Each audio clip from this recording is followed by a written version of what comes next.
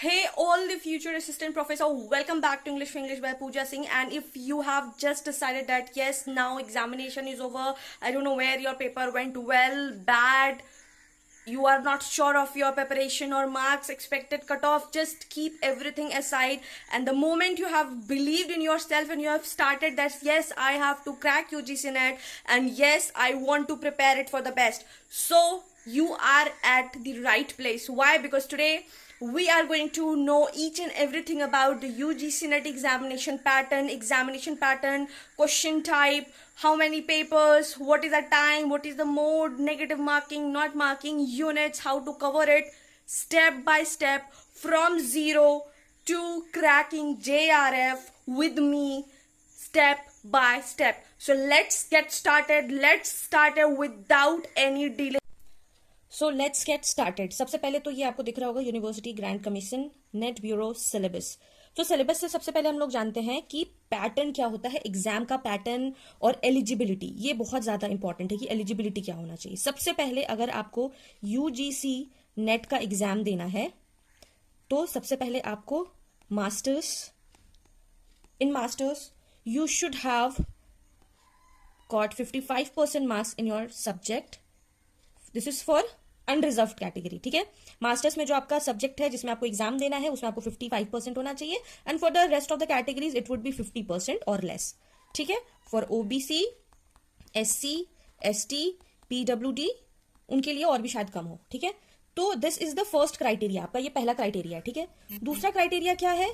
दूसरा क्राइटेरिया ये है कि अगर आप फाइनल ईयर में हैं, अगर आप अपने फाइनल ईयर में हैं, suppose you are doing your masters and you are in final year, still you want to give the exam, you can definitely and you should give it. Why? Because आपका experience बढ़ेगा और आप पहले बार में clear कर लेते हो suppose, तो दैट वुड बी आपका प्रोविंशियल एलिजिबल हो गए. इसका क्या मतलब होता है? इसका मतलब ये होता है कि जब आप अपने फाइनल ईयर का सपोज फाइनल ईयर का एग्जाम अभी होना बाकी है और आप अपने नेट क्लियर कर लिया, आपने नेट क्लियर कर लिया, तो आपका ये प्रोविजनल एलिजिबिलिटी होगा. जब आप अपना एग्जाम फाइनल ईयर का दे दोगे then this will be qualified. दूसरा, अगर आप असिस्टेंट प्रोफेसर बनना चाहते हो तो उसके लिए आपको नेट क्लियर करना है. ठीक है, और नेट क्लियर करोगे तो उसका जो वैलिडिटी होता है this stage for life time. ये आपका लाइफ टाइम के लिए होता है. एक बार अगर आपने नेट निकाल लिया, एक बार अगर आपने नेट का एग्जाम क्लियर कर लिया, you are eligible for the lifetime of being an assistant professor. So this is the basic thing. इसमें कोई एज लिमिट नहीं होता. This is of no age limit. Age limit किस sense में कि अगर आप 85 ईयर्स के भी हो, 85 ईयर्स प्लस के भी हो, और if you want to be an assistant professor you can give this examination. ठीक है, but I am writing JRF in red so that you will be keep this in mind. For JRF the age limit is there and it is 30 years. सिर्फ आप 30 years तक ही इस exam को qualify कर सकते हो, JRF को qualify कर सकते हो आप. You have to give your 1000% to clear this JRF. Why JRF is of so importance? क्यों है ये इंपॉर्टेंस? क्योंकि इसमें आपको 100% स्कॉलरशिप मिलता है. And what is of 100% scholarship? ये है कि आपको सरकार पढ़ने के लिए पैसा देगी, आपको सरकार फेलोशिप पैसा देती है कि आप अपना PhD किसी भी गवर्नमेंट कॉलेज से कीजिए और आपको सारा फंड सरकार देगी और आपको इसमें 30 to 50,000 रुपीज मिलता है सरकार की तरफ से. And that is why everybody wants to clear JRF, but only 6% of the assistant professor उनका ही ये क्लियर होता है. आउट ऑफ लैक्स स्टूडेंट जो सिर्फ 6% के होते हैं असिस्टेंट प्रोफेसर्स के, उनके 6% को JRF मिलता है. So if you have that capacity कि मुझे JRF चाहिए, तो आपको 30 ईयर्स जब तक आपका नहीं होता था तब तक you can give your examination. And इसमें भी एक है कि if you are a female और you belong to the reserved category then you have a relaxation of, और ये रिलैक्सेशन सिर्फ 5 साल के लिए दिया हुआ है आपको. सो 30 + 5 it will be 35 years. So this should be, so you can see once again the very first criteria should be you should be done your major subjects in masters. 55% आपका होना चाहिए if you belong from reserved category or general category. 50% for OBC, SC, ST, PWD. Final year में अगर आप हैं exam दे सकते हैं, no doubt. Provincial eligibility मिलेगा. असिस्टेंट प्रोफेसर के लिए अगर आपको नेट क्लियर करना है, अगर आप एक बार एग्जाम करते हैं तो validity is for life time.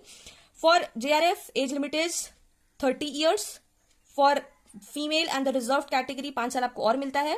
तो yes, this is the eligibility. ठीक है, ये हम एलिजिबिलिटी के बारे में बात कर लिए. Now we will be talking about the exam pattern, कि एग्जाम का पैटर्न क्या रहता है। सबसे पहले इस एग्जाम में 2 पेपर होता है, paper 1 and paper 2। Paper 1 is common for all, means अगर आप ये सबसे पहले तो 85 सब्जेक्ट्स में होता है, ठीक है, 85 सब्जेक्ट्स में 85 प्लस सब्जेक्ट्स में इनका एग्जाम्स होता है यूजीसी नेट का, ठीक है। Paper 1 is common for all. Common for all means आप कोई भी सब्जेक्ट के हो, irrespective of any subject, you have to give paper 1, ठीक है। This is the first thing. Second one, exam कैसे होता है, तो एग्जाम सीबीटी मोड में होता है। ये एक बार हुआ था offline, but after that again it is CBT mode, ठीक है। कंप्यूटर बेस्ड एग्जामिनेशन होता है, ये ऑनलाइन एग्जामिनेशन होता है, ठीक है। उसके बाद पैटर्न क्या रहता है, pattern is MCQ type, MCQs आते हैं, ठीक है, ये भी आपको समझ में आ गया। उसके बाद कितने क्वेश्चंस होते हैं, it contains 50 questions, okay, 50 questions हो गया। नाउ क्या इसमें नेगेटिव मार्किंग है, नहीं, इसमें कोई भी नेगेटिव मार्किंग नहीं है। And this is a big plus point कि आप सारे क्वेश्चंस को अटेम्प्ट कर सकते हो। This is the basic thing, this is the important thing that you have to keep in mind. Now the next one is कि आपको एक क्वेश्चन सही करने पे, if you are marking 1 question right, उसके लिए आपको कितने मार्क्स मिलते हैं, 2 मार्क्स, ठीक है। So you have to keep this in mind कि this is the pattern. Common for all online exam होता है, एमसीक्यू टाइप्स क्वेश्चन होते हैं, इसमें 50 क्वेश्चंस होते हैं, नो नेगेटिव मार्किंग है, और एक क्वेश्चन सही करने पे आपको कितना मार्क्स मिलता है, 2 marks. This is for paper 1। Now let's talk about paper 2। For paper 2 the very first thing is that कि आपका ये सब्जेक्ट स्पेसिफिक होता है, ठीक है। ये होता है आपका सब्जेक्ट स्पेसिफिक, मीन्स ये आपके 85 प्लस सब्जेक्ट होते हैं, तो जो भी आपका सब्जेक्ट है वो आपका सब्जेक्ट होगा। इंग्लिश, हिंदी, मैथ्स, इकोनॉमिक्स, और ऐसे करके 85 प्लस सब्जेक्ट्स में आपका रहता है, जो आप सब्जेक्ट अपने पीजी में आपने लिया था, ठीक है। ये हो गया। दूसरा बात, ये आपका सीबीटी मोड में होता है, ठीक है। ये दोनों साथ में होता है, पेपर 1 एंड पेपर 2 साथ में होता है, ठीक है। ये भी एमसीक्यूज में ही आते हैं, ठीक है। इसमें आपका कितना क्वेश्चंस रहता है, इसमें आपका क्वेश्चंस रहता है 100 क्वेश्चंस। ये आपके सब्जेक्ट के बारे में रहता है, और इसमें 100 क्वेश्चंस रहता है। So you need to be very specific about your subject, about your area, okay. Then again इसमें भी कोई नेगेटिव मार्किंग नहीं रहता है, ठीक है। So this is a plus point. And again in this 1 question, if you give 1 question right, you will get 2 marks. So in total you have 150 questions into 2 if you give right answer, so it contains 300 marks। so आपको 300 marks का questions रहते हैं, and आपको time कितना मिलता है, आपको 3 hours मिलता है। और 3 आवर्स कैसे मिलता है, कंबाइंड, मतलब उस 3 आवर्स में आपको पेपर 1 भी सॉल्व करना है और पेपर 2 भी सॉल्व करना है।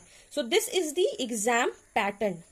ये आपका हो गया exam pattern. We talked about the eligibility, now we talked about the exam pattern. Paper 1 common for all, CBT mode, MCQ, 50 questions, negative marking नहीं होती है। पेपर 2 में भी सब्जेक्ट स्पेसिफिक होता है, CBT mode, MCQs, 100 MCQs, negative marking नहीं होता है, और टोटल आपका 300 मार्क्स में।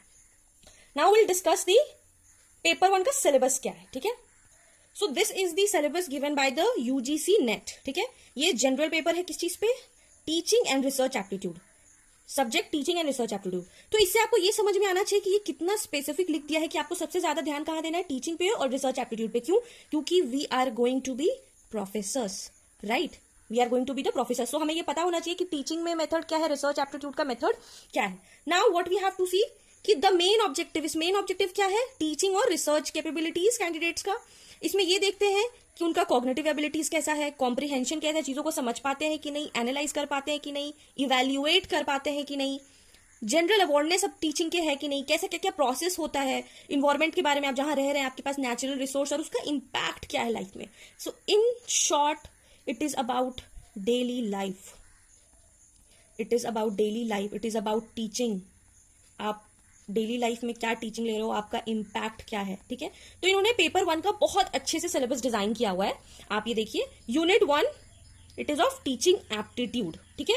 सो पेपर 1 में आपको बता देते हैं, पेपर 1 में कितने यूनिट्स रहते हैं, 10 यूनिट्स रहते हैं, और पेपर 2 में भी आपका 10 यूनिट्स रहता है, ठीक है। उसको I will tell you in detail. So paper 1 में यूनिट 1 टीचिंग एप्टीट्यूड है और आपको ये बताया गया है कि आपको ये सारे चीजों पढ़ने हैं, teaching, learners characteristics, factors affecting और मेथड्स, ठीक है। I will tell you this thing in detail, as of now I am telling you in short, ठीक है। ये we have explain the patterns. Now the second thing is research aptitude. Research aptitude, ठीक है। इसमें research का meaning क्या होता है, मेथड्स ऑफ रिसर्च क्या होता है, स्टेप्स क्या होता है, thesis and article writing, ICT में क्या रिसर्च है, what is about research ethics. Now the next one is comprehension. What is comprehension means, इसमें आपका पैसेज आता है, इसमें आपके मोस्टली ऑलवेज 5 मार्क्स का क्वेश्चन आता है, 5 क्वेश्चन आते हैं और 10 मार्क्स आप समझ लीजिए कि ये सबसे इजी होता है to achieve. If I am saying if, अगर आपका रीडिंग अच्छा है, अगर आपका अंडरस्टैंडिंग अच्छा है, अगर आप डेली इंग्लिश पढ़ रहे हो तो this is of 3 marks, 10 marks is of confirm. Now next is communication. Communication जो हम लोग डेली कर रहे होते हैं, सो इसमें communication, effective communication, barriers in mass media society, okay. Then next is mathematical reasoning and aptitude. इसमें types of reasoning, number series, mathematical aptitude और जितना भी ये प्रॉफिट लॉस, लॉस इंटरेस्ट, ये सारा कुछ आता है, ठीक है। Now 6 logical reasoning is one of the most important thing. Can you see the pattern, इतना सारा है, बहुत सारा चीज है इसमें। So yes, we will be discussing it all in a detailed video. As of now I am just making you aware कि कितने सारे यूनिट्स और कितने सारे यूनिट्स का पार्ट है। इसमें अंडरस्टैंडिंग है, इवैल्युएटिंग है, वेन डायग्राम है, इंडियन लॉजिक है, प्रमाणाज है, स्ट्रक्चर एंड काइंड्स है, ठीक है। फिर unit 7 data interpretation. Believe me, ये एक फोबिया है सबको कि ये बहुत हार्ड आता है। नहीं, हार्ड नहीं आता क्योंकि हमारा गाइडेंस सही नहीं होता है। And why I am saying is because I was one of them कि मेरा गाइडेंस सही नहीं था, but now I have got a guidance from my husband and I have solved all the DIs correctly +5 all the questions. So yes, I am here to guide you and I can guarantee you कि अगर आप मेहनत करेंगे मेरे साथ, अगर आप hard work करेंगे मेरे साथ, जिनका मैथ अच्छा नहीं भी है ना, अगर वो हार्डवर्क कर लेना तो वो निकल जाएगा। बहुत टफ नहीं आता आपको। Basics, percentage, ratio, compound interest, simple interest, profit loss, जो भी आपने क्लास 1 से लेकर क्लास 10 तक पढ़ा है ना, बस उसी का है। बस आपको मेहनत करना है और कुछ भी नहीं। We are together, right in comment section ma'am, we are with you in this JRF mission and we are going to clear this exam, ठीक है। आप लिखिए and I am going to give my 100%, I'm going to give you 200% of mine, ठीक है। Now the next question will be next unit, this is unit 8 ICT के बारे में। आजकल सारा कुछ ICT से तो होता है, तो यस इसका बहुत ज्यादा है और ये बहुत इजी सेक्शन होता है कवर करने के लिए, वेरी इजी। ICT के एब्रिविएशन आता है, एब्रिविएशन मतलब फुल फॉर्म्स आता है, बेसिक इंटरनेट इसका क्या यूज है, कैसे होता है, इसको कभी कभी टीचिंग एप्टीट्यूड से भी रिलेट कर दिया जाता है, ठीक है। परेशान होने का जरूरत नहीं है, we will discuss everything in detail. हम एक यूनिट का डिटेल्ड में वीडियो बनाएंगे, you just say and I will be doing it. All 10 units I'll be making in detail. As of now, I'm just making you aware कि कितना सारा units होता है, ठीक है। Unit 9 people, environment, development and environment. People, we are people, development हो रहा है आए दिन, environment का क्या status है, that what SDGs आता है, MDG आता है, ये भी आज इस बार 2025 जून में एग्जाम में आया। इन्वायरमेंटल इश्यूज क्या हो रहा है, ये क्या बहुत टफ लग रहा है आपको? नहीं, बस आपको PYQ करना है, PYQ करना है। I have already made a video of on PYQ, you can go and watch on my channel, ठीक है। उसके बाद इंपैक्ट क्या होता है ह्यूमन हेल्थ पे, नेचुरल एनर्जी रिसोर्सेज क्या होता है, न्यूक्लियर, नेचुरल हजार्ड्स, क्या क्या एक्ट्स है। ये जो एक्ट्स है ना, ये सारे एक्ट्स आपको लर्न करना पड़ेंगे, ठीक है। ये तो एक्ट बन चुका है, ठीक है, ये तो एक्ट बन चुका है, इसमें आपको कुछ करना नहीं है, इसमें आपको सिर्फ याद करना है और कुछ नहीं करना है। ये सारा चीज जो है, ये भी पीपल, इन्वायरमेंट और ये जो है ना, ये कंप्लीटली थियरी पार्ट है, ठीक है। अगर आप इसको सबसे पहले टारगेट करते हैं, ये बहुत बड़ा पार्ट है, लेकिन अगर आप इसको सबसे पहले टारगेट करते हो ना, यू माइंडेड, आपका +10 मार्क्स कंफर्म है इससे, ठीक है। Now last unit 10 is from higher education system. इसमें आपको ये है, आपको अपडेटेड रहना पड़ेगा। वाई एम सेइंग अपडेटेड, क्योंकि हर ईयर कुछ ना कुछ न्यू रिफॉर्म्स होते हैं, कुछ ना कुछ लर्निंग एजुकेशन में इंपैक्ट होता है, तो yes we have to keep updated for this section, ठीक है। और इसमें भी आपको लर्न करना पड़ेगा। क्या लर्न करना पड़ेगा? पॉलिसीज, गवर्नेंस, एडमिनिस्ट्रेशन, ये सारा कुछ आपको लर्न करना पड़ेगा। यहाँ पे तो एनटीए ने लिख दिया है कि 5 question each carrying 2 marks at set to be each module, but ऐसा नहीं होता। कभी होता है कि हम देखते हैं कि लॉजिकल रीजनिंग से ज्यादा आ जाता है, कभी हम देखते हैं कि टीचिंग एप्टीट्यूड से आ जाता है, कभी क्या होता है कि कम्युनिकेशन और टीचिंग एप्टीट्यूड को ऐड करके आता है। तो ये कहने की बात है, बट हाँ, for a convenience we can say कि हाँ, सारे सेक्शन से, सारे यूनिट से 5 क्वेश्चंस ईच, हाँ, कभी +2 कभी -2 हो सकता है। So this was an overall idea of from where we have started. Exam pattern क्या रहता है, फिर यूजीसी नेट का एग्जाम मैटर करता है क्या है, तो ये आपको पता होना चाहिए कि ये एलिजिबिलिटी है, ठीक है। This is eligibility, this is for complete beginner जो स्टार्ट करना चाहता है। This is very very important thing और आपको इतना डिटेल्ड में कोई नहीं बताने वाला है। I am here to help you, if you have any doubt you just ask me in the comment section, I will be the one who will be replying you till late night, but yes I will do reply, ठीक है। सो बिल्कुल परेशान होने का जरूरत नहीं है। This is unit 1 paper 1 complete detailed. This is the eligibility, ठीक है। एलिजिबिलिटी देख लिया हम लोग, फिर एग्जाम का पैटर्न देख लिए, फिर यूनिट 1 से लेके यूनिट 10 तक में जितना भी टीचिंग और रिसर्च एप्टीट्यूड है वो डिस्कस कर लिए। Now in the comment section, अगर आपको चाहिए कि पेपर 1 का हम डिटेल्ड वीडियो बनाए, पेपर 1 का पूरा 10 यूनिट का डिटेल्ड वीडियो बनाए, do let me know in the comment section, I will be doing it. Now let's talk about paper 2। अब पेपर 2 85 प्लस सब्जेक्ट्स का है, ठीक है। अगर आप चाहते हैं कि हम आपके सब्जेक्ट का सिलेबस का डिटेल एनालिसिस करें, do let me know in the comment section, I will do that. My subject was English, तो हम इंग्लिश का डिटेल्ड एनालिसिस लेकर आने वाले हैं, like the same I did for paper 1, ठीक है। So yes, this was it for the paper 1 analysis. So yes, that was a wrap. We just discussed about how many units paper 1 have, how many units paper 2 have, what is the syllabus. Now, if you are with me in this cracking UGC NET JRF, comment down that yes ma'am, we are with you in cracking JRF. Yes, we will be cracking UGC NET JRF. No matter what is going in your life, you have to dedicate these 5 months. You have to be with me. You have to follow what I am saying. And yes, we are going to definitely crack this examination. Everybody is cracking. Why not we? So please stay tuned for more updates. And if you want me to make a detailed video of Unit 1 and Unit 2 of Paper 1 and Paper 2, do let me in the comment section. I'll be making a detailed syllabus wise. See, I have made a 6 months plan for myself. If you want me to share that plan with you, I will be happy. I'll be free to share it with you because I want everybody to crack UGC NET JRF. Yes, they'll increase the level of examination, will increase the level of determination, and everything. Will do hard work, will do everything. So do let me in the comment section. Do let me in the comment section that yes, you are ready, you are with me, and write in the comment section, yes ma'am, we are with you. We will be cracking UGC NET JRF. JRF is ours, right? So yes, and if you found this video helpful, not forget to love, to share this, and subscribe for more such content. And yes, we are going to crack JRF. That is our aim. That it's all the best. Take